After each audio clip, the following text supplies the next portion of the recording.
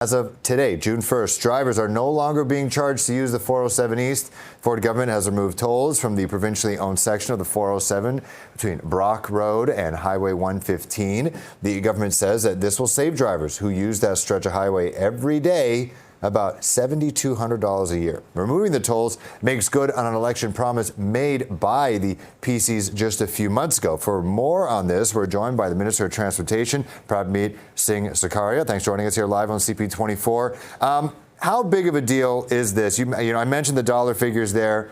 Normally we see politicians talking about ways to save Canadians money, and it's like $800, $900 a year. That's nothing. That's a month of groceries, unfortunately. $7,200, that figure, that's a lot of coin for people who live outside of the city but have to commute still.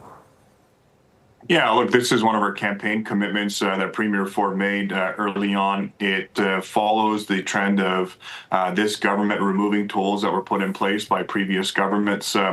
First, we started with a 412, 418, eliminated that, and now this was the last remaining public toll in the province of Ontario. And as of today, we are getting rid of it, and so the riders and the drivers in Durham will significantly benefit from this. So a daily driver that is going through this 5 days a week will save $7,200. So incredible savings for those people to do what they enjoy best, put more money back in their pocket. That's what our government's been committed to doing since day one.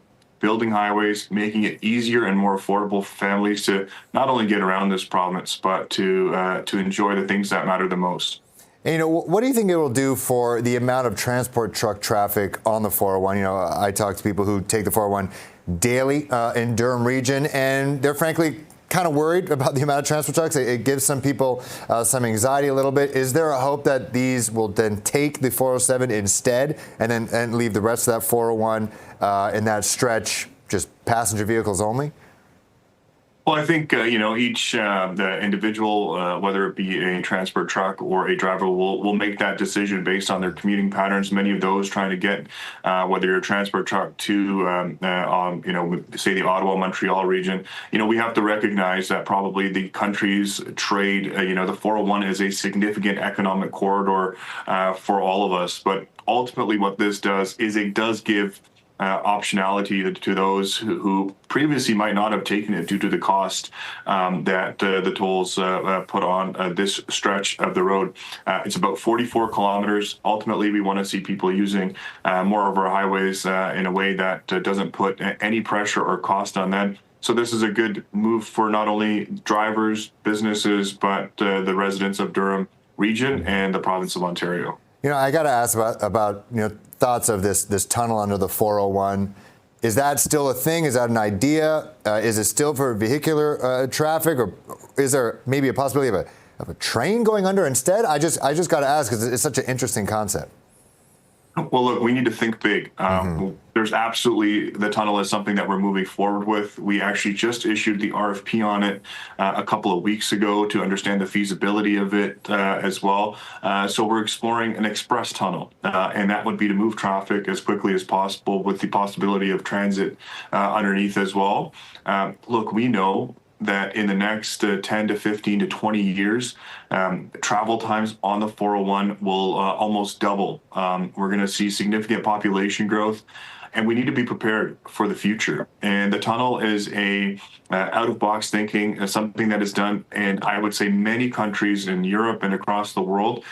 So we need to think outside the box. Premier Ford has put that approach forward in our campaign, and something that we're really excited about. Not only will it have incredible economic spin-off effects and get a lot of people to work, but it will really, really, truly solve some of the issues around congestion that we are having. Nobody wants to be stuck in traffic. That's why we've put $100 billion over the next 10 years into transit and into highways, and the tunnel will be a big part of that.